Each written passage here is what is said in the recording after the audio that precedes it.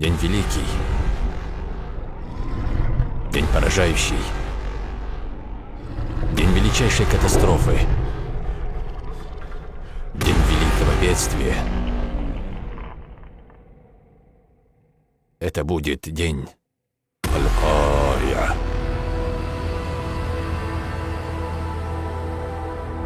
أعوذ بالله من الشيطان الرجيم.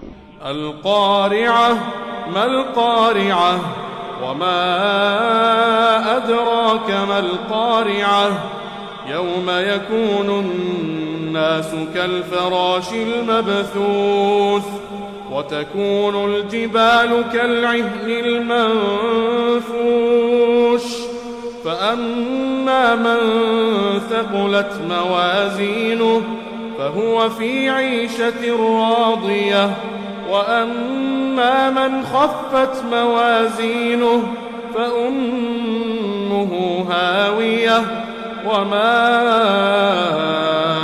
أدراك ما هي نار حامية. Аллах свято навелик упоминает судный день множеством разных названий. Каждое название описывает то, что произойдет, бедствие этого дня. К примеру, есть такое название, как День Вечности, и поистине это будет Днем Вечности. Подавляющий. Есть также истина, а также происшествие. Еще День горя и сожаления. Упоминается также День Воскрешения, День Выхода, День Собрания. Имеется еще много-много других названий этого дня. Каждое название объясняет то бедствие, которое будет происходить в тот день. И Аль-Кария – одно из названий Дня Воскрешения. Оно означает «сокрушающий час», «великий», «поражающий». Это название пронзает сердца со своими всепоглощающими ужасами. Оно используется для ужасной катастрофы, великого бедствия. И клянусь Аллахом, поистине, это и будет великое бедствие. Это тот день воскрешения, когда неверующие будут лицезреть в ужасе и станут свидетелями нанесения удара, свидетелями того, во что не уверовали. Атеисты, которые не уверовали во все это, они станут свидетелями в тот день и пожелают, чтобы им был дарован второй шанс. Они забудут обо всем комфорте, который был у них в этой жизни, и они пожелают пожертвовать всем, что у них было когда-либо на пути истины и праведности. Однако, дорогие братья и сестры, уже слишком поздно. Слишком поздно.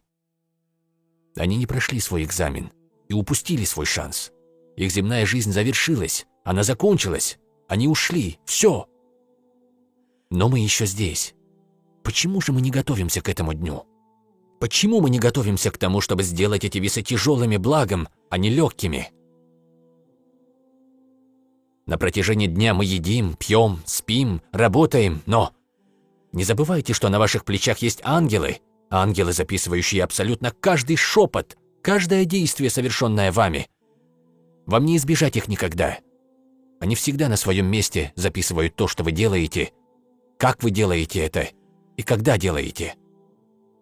В тот день все станет явным, и они пожалеют, что когда-то родились на этот свет. Они пожелают оказаться в своих могилах, а неверующие скажут: «Лучше бы мы были пылью». Почему он так говорит? Почему? Давайте подумаем, поразмышляем над этим, братья и сестры. Почему он хочет быть пылью? Почему? Потому что он знает, что его ждет адский огонь. Он понимает, что он в убытке. Как вы видите, слово «Аль-Кария» сразу же сопровождается вопросом «Маль-Кария», предполагая, что случится нечто тревожное. «Маль-Кария» – что такое устрашающее? «Вама адрака маль-Кария» – откуда ты мог знать, что такое устрашающий? Затем следует ответ «День, когда люди будут как рассеянные мотыльки». Почему рассеянные мотыльки? Почему? Если вы увидите свет за пределами своего дома в темное время суток, что вы обнаружите вокруг этого света? Такой свет привлекает большое множество насекомых, особенно мотыльков, комаров и так далее. И когда вы видите тех мотыльков, комаров, насекомых, Обратите внимание, они поражают друг друга, убивают друг друга, нападают на свет, падают, встают, сокрушают друг друга. Человек в тот день будет находиться в состоянии недоумения и замешательства. Он будет озадачен, он будет в убытке. Человек в тот день будет стоять, падать, стоять, падать. Одни будут ходить по его лицу, других будут волочить по его лицу. Третьи будут настолько малы, словно муравьи, будут запечатанными, куда бы ни направились. Некоторые явятся с лицами без плоти на них, а у некоторых лица будут разодраны. Ты также увидишь людей с белыми, прекрасными лицами. Они будут излучать свет, блестеть, светиться. И кто же будут эти люди? Люди омовения. Да сделает Аллах свят Он и велик нас из числа таких людей. Это тот день, который вы никогда не сможете постичь, пока не окажетесь в нем. Вы никогда не сможете понять или представить, пока не окажетесь там. Пока все это будет происходить, уверовавшие будут пребывать в состоянии благодати по милости Аллаха, в то время как неверующие будут в состоянии шока. Их охватит сильнейший страх, потому что они осознают, что упустили как свою земную жизнь, так и вечную. أعوذ بالله من الشيطان الرجيم وتكون الجبال كالعهن المنفوش. И будут горы, как расчесанная шерсть. Если вы возьмете шерсть и просто бросите его в воздух, то поймете, что это нечто, не имеющее веса, настолько легкое, что если бросите его, он будет летать в воздухе. В тот день Земля утратит свою гравитационную силу, и горы, будучи тяжелыми и прочно установленными на Земле, они будут оторваны из своих мест, и, будучи в таком состоянии, эти горы станут невесомыми, а будучи невесомыми, они будут летать и двигаться в атмосфере, словно облака, плывущие по небу. Если же вы взглянете на горы, пречист Аллах, они ведь являются самыми поразительными примерами стабильности. Разве есть что-либо на этой Земле тяжелее, чем горы? Самые поразительные примеры стабильности. И все же они будут сметены, словно мираж, не существующий никогда. Они будут летать перед вашими глазами. Аллах велик. Все, за что он цеплялся в этой жизни, летает вокруг него, словно пыль. Все те особняки, которыми вы владели, машины, которыми вы владели, счета, которыми вы владели, костюмы, корабли, яхты, которыми вы владели, все те деньги, что были у вас, каждую ночь вы считаете 20, 30, 40, каждую ночь. Но вы не размышляете над своей верой или о том, сколько благодеяний вы совершили сегодня. Нет. То, что вас беспокоит, это 30, 40, 50, 60, 70. Разве эти 70 окажутся с вами в могиле? Или ваша вера будет с вами там? Подумайте, с чем вы ляжете в могилу? С верой или с деньгами? С особняком на вершине пляжа? С машиной? Ламборджини? С чем вы отправитесь в свою могилу? Ничего, кроме веры. Бедный человек и самый богатый человек абсолютно равнозначны в могиле, за исключением степени богобоязненности. Более богобоязненной будет лучше. Размышляйте, дорогие люди, размышляйте. У нас нет ничего в этой жизни. Все является для вас испытанием. Все. Чем бы ты ни владел, ты наделен этим только по одной причине – для испытания. Солнце, Луна будут свернуты и соединены вместе одно с другим и будут лишены своего света. Звезды, планеты – все они будут рассеяны, затем покроются мраком и упадут. Небо сдерут и унесут. Моря, океаны, реки переполнятся и станут пылающим огнем.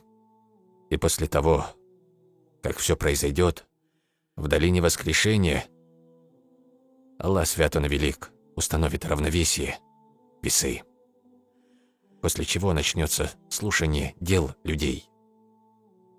У кого перевесит благодеяние, тот обретет счастливую жизнь. Дорогие люди, это будет день, когда Аллах свят Он и велик раскроет свое царство. Царство всемогущего Господа будет в полном виде перед людьми, предстанет перед ними в истинном свете. Адский огонь со всем своим содержимым, со всем своим наказанием будет виден всем. Рай со всей своей красотой, украшениями, своим блаженством тоже будет виден всем. Для чего? Чтобы слабые люди могли увидеть, чего они лишились и куда они будут направлены после всего. И чтобы праведные увидели, от чего они спаслись и чем были облагодетельствованы. Аллах велик. Как мы можем сделать, чтобы наши благодеяния перевесили? Мы спрашиваем об этом сейчас. Как нам это сделать? Клянусь Аллахом, абсолютно каждый человек, вот прямо сейчас, перед ним есть широко, очень широко открытая дверь. Все, что вам нужно сделать, это пойти и взять большой мешок и собирать благие деяния и класть их в этот мешок. Так ваша чаша благодеяний перевесит.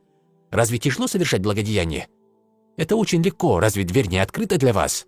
Да, она открыта для вас. Именно то от того, что вы делаете сейчас, прямо сейчас и зависит чаша ваших благодеяний. Как? Потому что вы слушаете лекцию о праведности, лекцию об исламе, совершаете молитвы, обязательные и желательные, что утяжеляет вашу чашу благодеяний. А в ночное время, после того, как вы немного поспали, посреди ночи, встаньте и совершите омовение. В самое тяжелое время встаньте и совершите омовение. Вы же мусульмане, вставайте, просыпайтесь. Разве вы не хотите, чтобы ваши благодеяния перевесили? Проснитесь и совершите 2 раката. Разве это так тяжело? Нет, это не тяжело. Это легко, если вы захотите, чтобы это было легко. Вы только представьте, каково вознаграждение за это. Поститесь. Не только в месяц Рамазан. Поститесь в каждый понедельник и четверг. Разве тяжело поститься? Нет. Я же говорю вам, что дверь благодеяний открыта для вас. Это не тяжело, но вы сами должны сделать все это для себя легким. Все уже готово для вас. Все, что вам нужно, так это неустанно собирать все эти благодеяния в свой мешок. Копить, копить. Лучше ведь иметь 1 миллиард 50-килограммовых мешков полных благодеяний, чем половину одного такого мешка. Разве это логично? А сделать это вы сможете постоянно, неустанно гоняясь за благодеяниями, а не за деньгами. Деньги не помогут вам. Вам помогут ваши благие дела. Аллах Великий вознаградит вас за это. Раздавайте на пути Аллаха Свят Он Велик открыто, скрыто и обязательное, и желательное. Раздавайте. Никогда не думайте, что те деньги, которые вы раздаете, что вы их теряете. Клянусь Аллахом, вы не теряете, вы всегда приобретаете. И это является очищением для вас. Не будьте скупым. О, братья и сестры, исполняйте свои обещания на пути Аллаха. Поддерживайте родственные связи. Проявляйте терпение ради Аллаха. Сдерживайте себя от непристойной и неприличной речи. И самое главное, братья и сестры, исполняйте вверенное вам Аллахом еще до того, как вы были сотворены. Договор. Этот договор предполагает исполнение всех обязательств и удержание от всех запретов. Если вы, о братья и сестры, будете следовать этому, то непременно окажетесь в числе тех, кто будет пребывать в самых высоких уровнях рая. Но взойти на эти возвышенные места в раю непросто. Это требует огромных усилий, твердой решительности, силы воли и строгой дисциплины. Потому что в хадисе ясно упоминается, что ад покрыт страстями и желаниями, а рай же окружен трудностями. Для того, чьи благодеяния не перевесят, у человека, которого перевесит злодеяние, поистине он получит свое место в Хауя. Откуда ты мог знать, что это такое? Поистине, это огонь пылающий. Хауя – это глубокая яма яростно пылающего огня. Пылающий ад, можно сказать. Когда Аллах создал ад, Он разжигал его в течение 1000 лет, пока он не стал красным, а потом еще 1000 лет, пока он не стал черным. И это черная мрачная темнота. Имамы Бухари и Муслим сообщают, что пророк, саллаллаху алейхи вассаляма, сказал: «Огонь в этой земной жизни – это всего лишь 1/70 часть от огня ада, да убережет Аллах». Сподвижники спросили тогда: «О посланник Аллаха, разве этого недостаточно?»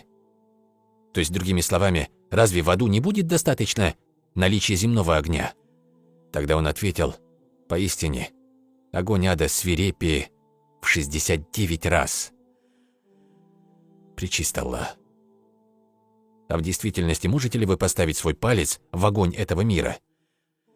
Другое предание гласит, что если человек погрузится в адский огонь, и после того, как почувствует сильный жар адского огня, Он сможет просто спать, находясь в огне этого мира.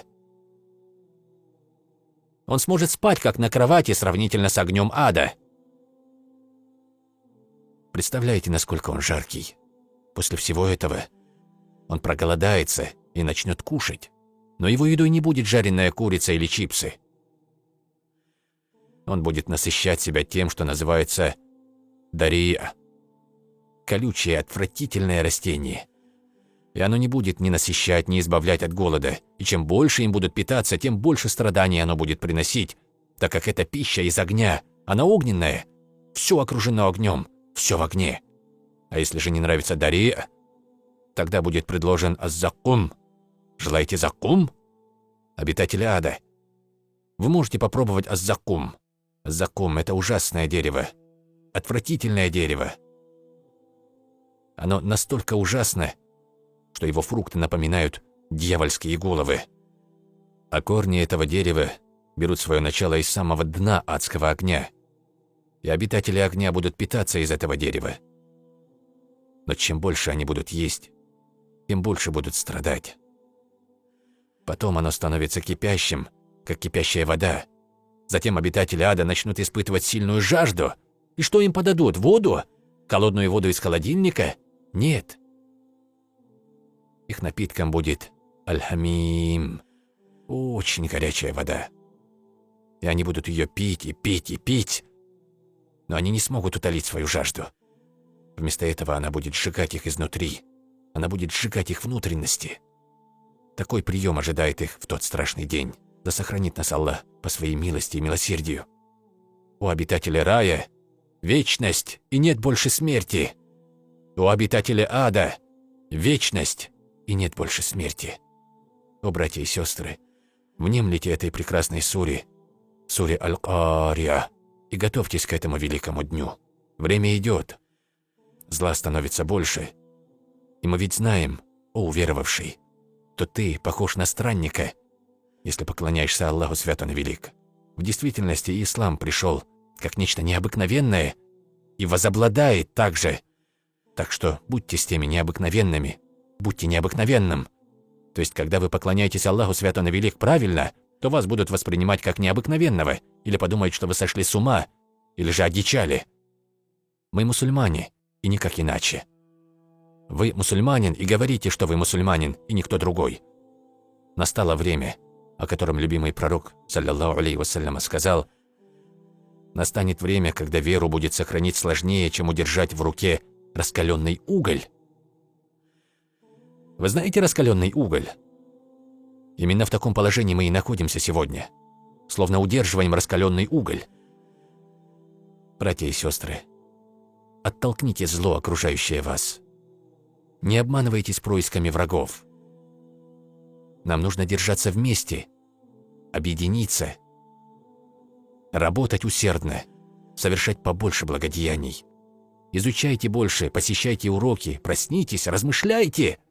Сегодня или завтра вы умрете, и вы будете спрошены абсолютно за каждую секунду, проведенную на этой земле.